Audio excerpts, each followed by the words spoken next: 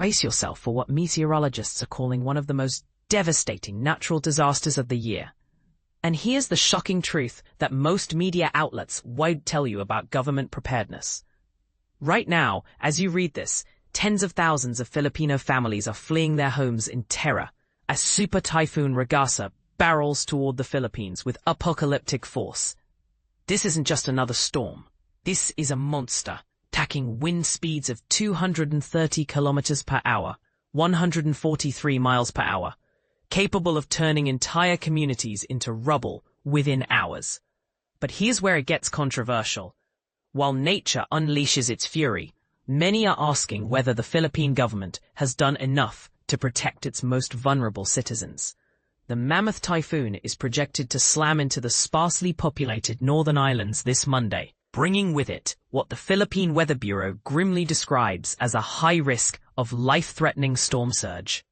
Picture this: walls of water towering over 3 meters, 10 feet high, crashing inland, swallowing everything in their path.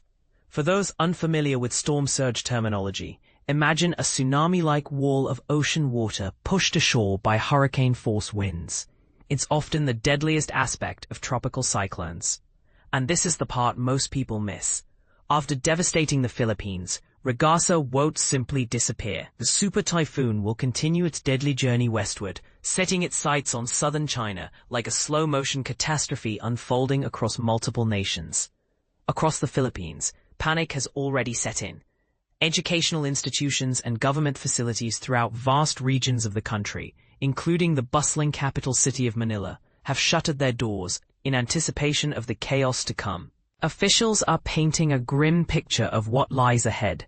Catastrophic flooding that could submerge entire neighborhoods, landslides that might bury communities, and infrastructure damage that could take months or even years to repair.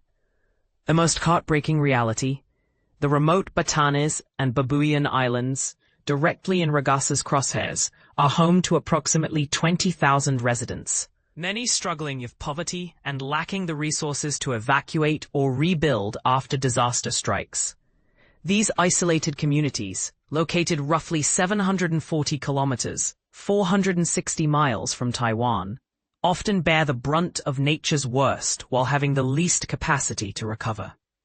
But here's where the story takes an international turn that raises uncomfortable questions about regional disaster preparedness. Taiwan, despite not being in the direct path of destruction, has already evacuated nearly 300 people from Hualien County along its eastern coast. The island nation isn't taking any chances, even though Ragasa is expected to deliver only heavy rainfall rather than direct impact. Taiwanese authorities have proactively closed forest areas and nature trails across southern and eastern regions since early Monday morning, while ferry services have been suspended as a precautionary measure. This level of preparation stands in stark contrast to what some critics argue is inadequate disaster readiness in other affected regions. To put Ragasa's power into perspective for those unfamiliar with storm classifications, a super typhoon equals a Category 5 hurricane, the most severe rating on the scale. We're talking about winds powerful enough to lift cars, destroy concrete buildings, and turn everyday objects into deadly projectiles. Meanwhile, China's Guangdong province isn't waiting around to see what happens. Authorities there have issued dire warnings to residents, advising them to brace for what they're openly calling catastrophic conditions and large-scale disaster. The region expects to feel the storm's wrath as early as Tuesday, a full 2 days before Ragasa actually makes landfall there. In Hong Kong, the situation is equally tense. Local authorities predict weather conditions will deteriorate rapidly come Tuesday, while education officials are actively debating whether to close schools, a decision that could affect hundreds of thousands of students and families. Locally known as Nando within the Philippines, Ragasa arrives at perhaps the worst possible time for a nation already reeling from disaster. The Southeast Asian country has been grappling with weeks of unprecedented flooding, triggered by an unusually aggressive monsoon season that has left communities waterlogged and infrastructure strained. And here's the controversial part that's sparking heated debate across the nation. Just this past Sunday, tens of thousands of Filipinos took to the streets in massive protests, directing their anger at government corruption that they blame for the severe lack of adequate flood control infrastructure. The timing couldn't be more ironic or more tragic.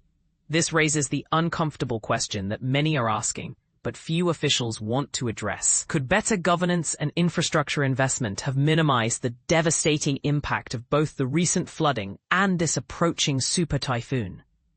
As Ragasa continues its relentless approach, the world watches to see not just how nature's fury will unfold, but how governments across multiple nations will respond to protect their most vulnerable citizens.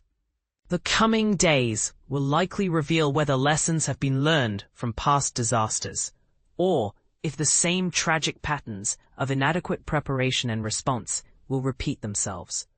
What do you think? Are these governments doing enough to protect their people? Or is this another example of disaster preparedness falling short when it matters most? Should citizens have to bear the consequences of poor infrastructure planning during natural disasters?